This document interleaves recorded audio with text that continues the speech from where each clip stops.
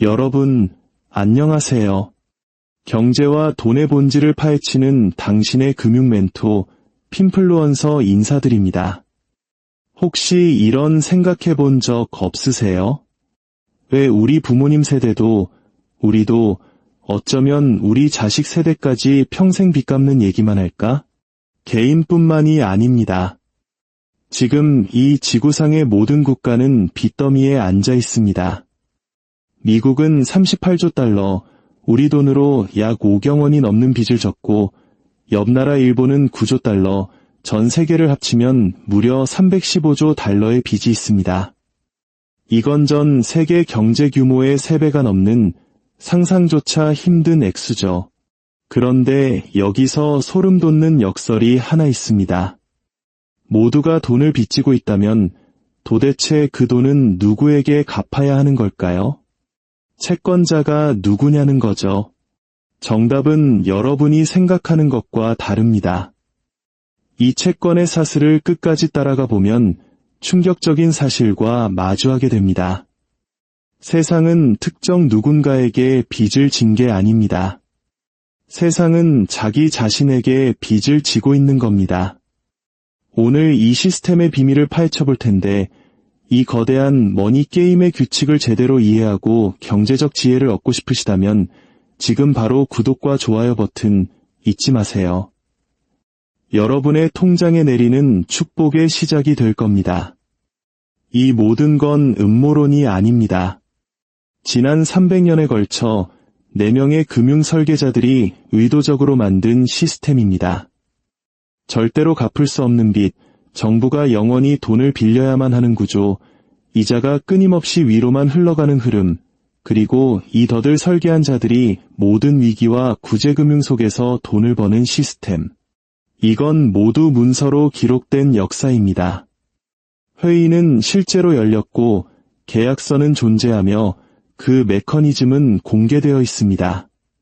지금부터 이 시스템을 만든 4명의 설계자들, 그리고 그들이 이 거대한 부채의 덫을 어떻게 완성했는지, 왜 모든 정부가 그 덫에 걸려 빠져나올 수 없는지 그 충격적인 이야기를 시작합니다. 1막, 부채라는 영구 구독 모델의 탄생. 윌리엄 패터슨 1694년 이전 왕들이 돈을 빌리는 방식은 아주 단순했습니다. 상인이나 귀족에게 가서 이자를 쳐서 갚겠다고 약속하는 거죠. 만약 갚지 못하면 그냥 파산, 즉 디폴트를 선언했습니다. 채권자는 돈을 잃고 왕은 다른 사람에게 다시 돈을 빌렸죠. 대출자에게는 리스크가 크고 왕에게는 체면이 깎이는 일이었지만 적어도 이 빚은 일시적이었습니다. 갚거나 파산하거나 시스템은 그렇게 리셋되었습니다. 하지만 스코틀랜드 출신의 상인이자 금융 사기꾼 기질이 다분했던 윌리엄 패터슨이 모든 것을 바꿔놓았습니다. 여러 번의 사업 실패로 인생 역전을 노리던 그는 1691년 문명을 뒤바꿀 아이디어를 떠올립니다. 당시 영국은 프랑스와의 기나긴 전쟁으로 국고가 바닥난 상태였습니다. 윌리엄 3세는 전쟁 자금이 절실했지만 세금만으로는 턱없이 부족했고 과거의 디폴트 전력 때문에 누구도 왕에게 돈을 빌려주려 하지 않았죠. 이때 패터슨이 왕에게 솔깃한 제안을 합니다. 자신이 부유한 상인들을 모아 정부에 120만 파운드, 현재 가치로 약 4천억 원에 달하는 거금을 빌려주겠다는 겁니다. 그런데 여기서 혁신적인 조건이 붙습니다. 이 대출은 원금을 절대로 갚지 않아도 된다는 것.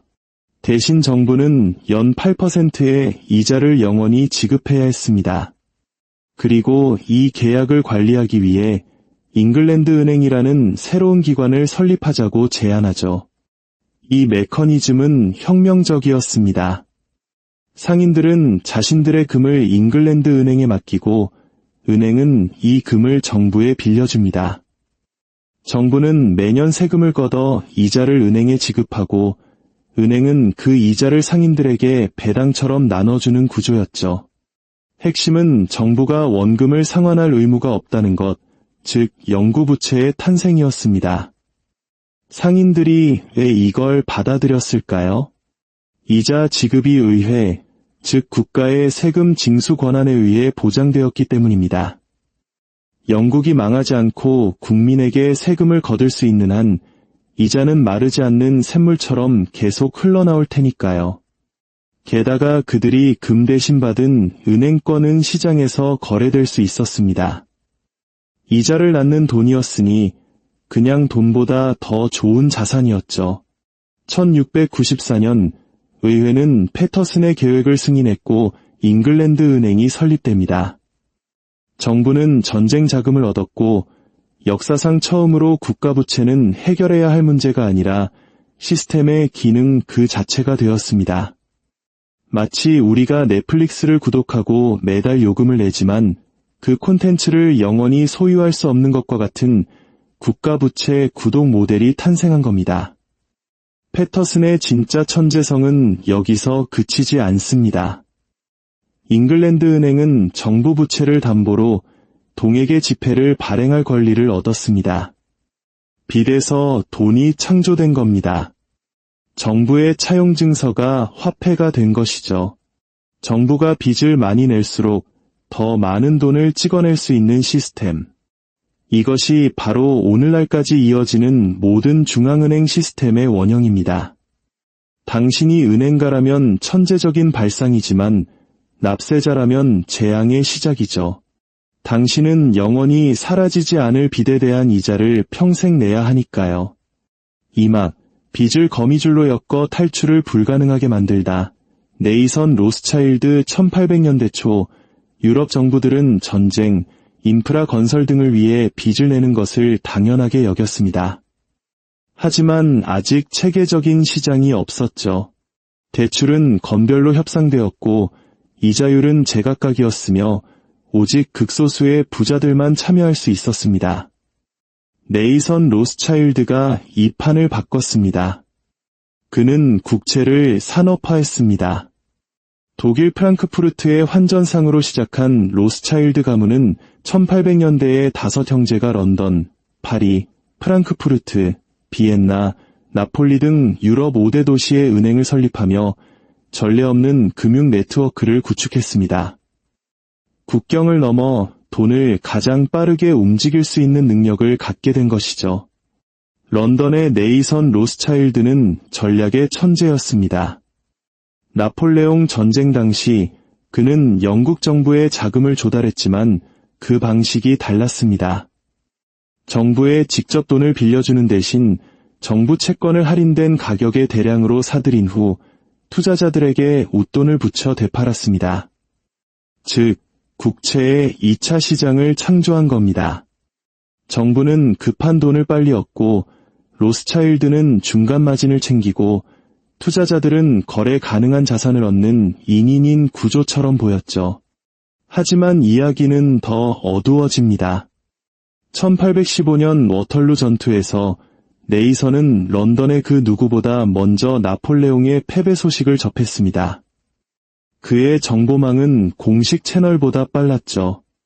그는 이 정보를 이용해 채권 시장을 조작합니다. 먼저 영국 국채를 대량으로 팔아치워 마치 영국이 전쟁에서 지고 있다는 신호를 보냈습니다. 가격은 폭락했고 다른 투자자들은 공포에 질려 투매에 나섰죠. 그리고 가격이 바닥을 쳤을 때 로스차일드는 헐갑에 나온 국채를 모조리 사들였습니다. 다음 날 영국의 승전보가 전해지자 채권 가격은 폭등했고 그는 막대한 부를 거머쥐었습니다. 이것이 바로 로스차일드 모델입니다. 정보, 발행, 그리고 시장을 통제하라. 그는 정부가 자신을 통하지 않고는 돈을 빌릴 수 없게 만들었습니다. 투자자 네트워크를 장악했기 때문이죠. 이것이 부채에 더돼서 왜 중요할까요? 로스차일드 이전에는 정부가 배째라는 식으로 나올 수 있었습니다. 하지만 로스차일드는 국채가 국경을 넘어 거래되게 만들었습니다. 영국 국채를 프랑스 투자자가 사고 그걸 독일 은행에 팔고 독일은행은 그걸 담보로 오스트리아 귀족에게 대출을 해주는 식으로 소유권의 거미줄이 너무나 복잡하게 얽히게 된 겁니다. 이제 한 국가의 디폴트는 단순히 한 명의 채권자를 무시하는 행위가 아니라 국제 금융 네트워크 전체를 붕괴시키는 행위가 되었습니다. 로스차일드의 혁신은 이것입니다.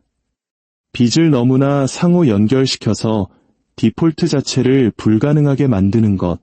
정부들이 책임감이 강해서가 아니라 디폴트가 시스템 전체의 붕괴를 초래하기 때문에 빚을 갚을 수밖에 없게 된 것이죠. 정부는 덫에 걸렸습니다. 이자를 계속 내야 했고 묵은 빚의 이자를 갚기 위해 새로운 빚을 내야 했습니다. 부채의 덫은 이제 영구적일 뿐만 아니라 탈출 불가능해졌습니다. 산막, 무한한 빚을 가능하게 한 연금술, 제2, 모건 1900년대, 미국은 경제대국으로 부상하고 있었지만 금융 시스템은 여전히 원시적이었습니다. 중앙은행이 없어 돈의 공급이 금에 묶여 있었고 빚을 관리할 중앙 메커니즘도 없었죠. 모건이 이 문제를 해결합니다. 물론 공익이 아니라 자신의 은행 제국을 지키기 위해서였죠. 1907년 미국의 금융공황이 닥칩니다. 주가는 폭락하고 은행들은 줄도산했죠. 이때 모건이 직접 구원투수로 나섭니다. 그는 뉴욕의 주요 은행가들을 자신의 서재에 모아 문을 잠그고 파산 직전에 은행들을 구제하기 위해 각자의 돈을 내놓으라고 강요했습니다. 이 방법은 통했고 모건은 사실상 미국의 중앙은행가 역할을 하게 됩니다. 하지만 70세의 노인이었던 그는 이 일을 다시 할 수 없다는 걸 알았습니다. 그래서 모건과 그의 동료들은 영구적인 해결책, 즉 중앙은행을 설계하기로 합니다. 문제는 미국인들이 중앙은행을 극도로 혐오했다는 점입니다. 그래서 모건 일파는 이것을 위장했습니다. 1910년 그들은 조지아주의 지킬 아일랜드에서 비밀회합을 갖고 9일 동안 훗날 연방준비제도 가될 시스템의 구조를 설계합니다. 이 회의가 비밀이었던 이유는 은행가들이 국가의 통화 시스템을 설계하고 있다는 사실이 알려지면 폭동이 일어날 것을 알았기 때문입니다. 그들의 계획은 천재적인 정치적 위장이었습니다. 중앙은행이라 부르지 않고 연방준비제도 시스템이라 칭했습니다. 하나의 기관이 아니라 12개의 지역 연방준비은행으로 구성했죠. 월스트리트가 통제하는 것이 아니라 대통령이 임명하는 이사회가 감독하는 것처럼 보이게 했습니다. 분산되고 민주적이며 공적인 기관처럼 보였지만 그 구조는 은행가들의 통제를 보장했습니다. 지역 연준은행은 민간은행들이 소유했고 이 민간은행들이 지역 연준 이사를 선출했습니다. 사실상 은행가들이 시스템을 장악한 것이죠. 가장 중요한 권한, 즉 돈을 창조하여 국채를 매입할 권한은 모건이 은행들이 통제하는 뉴욕 연준에 주어졌습니다. 1913년 연방준비법이 의회를 통과하면서 부채의 덫은 기하급수적으로 확장됩니다. 이제 정부는 은행에서만 돈을 빌리는 게 아니라 스스로 돈을 찍어 국채를 살 수 있는 연준으로부터 돈을 빌리게 된 겁니다. 국채에 대한 무한한 수요가 생긴 것이죠. 연준 이전에는 정부가 빌릴 수 있는 돈에 한계가 있었습니다. 하지만 연준은 국채를 매입함으로써 무에서 유를 창조하듯 돈을 만들어낼 수 있게 되었습니다. 정부가 채권을 발행하면 연준이 새로 찍어낸 돈으로 그것을 삽니다. 정부는 그 돈을 쓰고 빚은 연준의 대차대조표에 기록됩니다. 오직 미래의 납세자들이 그 빚을 영원히 갚을 것이라는 약속을 담보로 말이죠. 이것이 바로 무한한 빚을 가능하게 하는 메커니즘입니다. 연준은 정부 채권의 구매자를 항상 보장해주기 때문에 정부는 차입을 멈출 필요가 없습니다. 연준이 항상 사줄 테니까요. 그리고 그 이자는 납세자들의 주머니에서 나와 연준 시스템을 소유한 은행들로 흘러 들어갑니다. P. 모건이 만든 이 구조 덕분에 현재 미국의 38조 달러라는 천문학적인 빚이 가능해진 겁니다. 부채의 덫은 이제 무한해졌습니다. 사막, 덫을 전 지구적으로 그리고 영원히 완성하다. 폴 볼커 1970년대가 되자 패터슨, 로스차일드, 모건이 만든 부채의 덫은 전 세계에서 완벽하게 작동하고 있었습니다. 하지만 개발도상국들은 달랐습니다. 그들은 인프라 건설을 위해 돈을 빌렸지만 이자를 감당하지 못하는 경우가 많았죠. 부채의 덫이 한계에 다다르고 있을 때 폴 볼커가 나타나 이 덫을 영원히 완성시킵니다. 1979년부터 1987년까지 연준 의장이었던 볼커는 10%가 넘는 살인적인 인플레이션이라는 문제에 직면했습니다. 그는 경기 침체를 감수하고서라도 인플레이션을 잡아야 했습니다. 1979년 볼커는 금리를 극적으로 인상합니다. 연방기금 금리가 11%에서 20%까지 치솟았죠. 이 볼커 쇼크는 인플레이션을 잡았지만 끔찍한 부작용을 낳았습니다.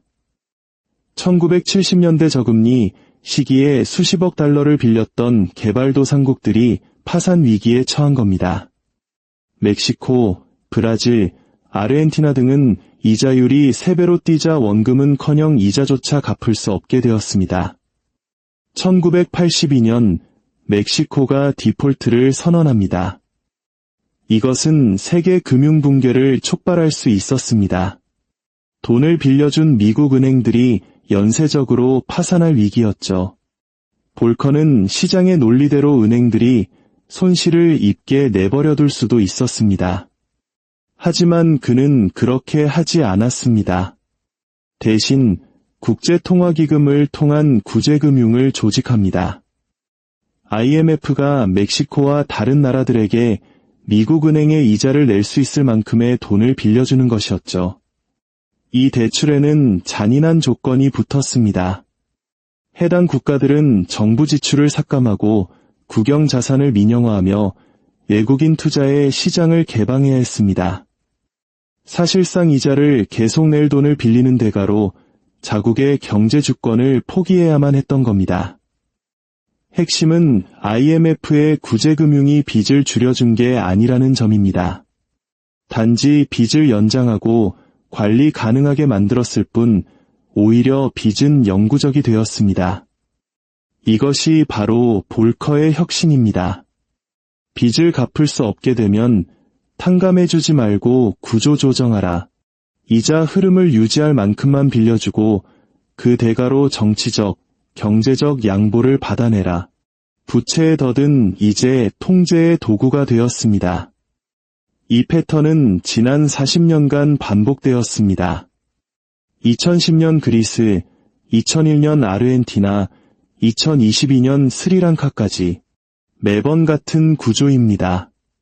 IMF의 구제금융, 긴축재정 강요, 주권 포기, 그리고 빚은 절대 사라지지 않고 영속적으로 재구성될 뿐입니다.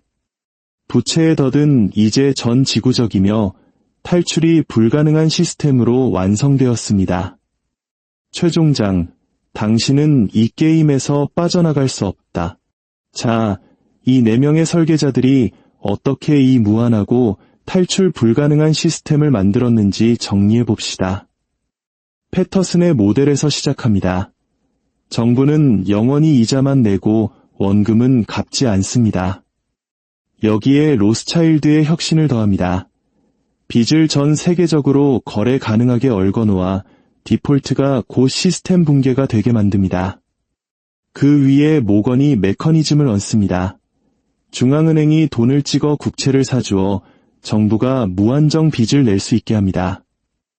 마지막으로 볼커의 덫으로 마무리합니다. 국가가 파산 직전에 몰려도 빚을 탕감해주지 않고 구조조정을 통해 이자 흐름을 영원히 유지시킵니다. 그 결과가 바로 오늘날 우리가 보는 315조 달러의 세계 부채입니다. 이 빚은 절대로 갚을 수 없습니다. 아니, 갚아서는 안 됩니다.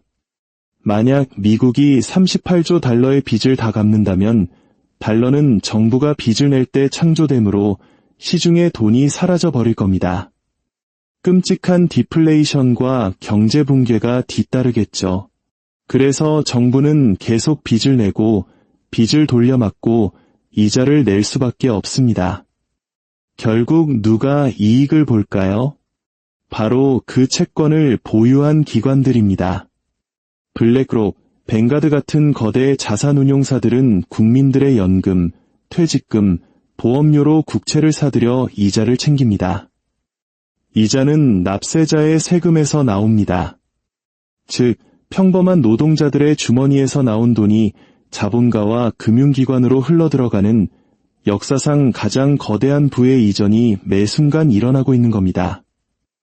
이것이 바로 흑수저와 금수저의 격차가 점점 벌어지는 시스템의 본질입니다.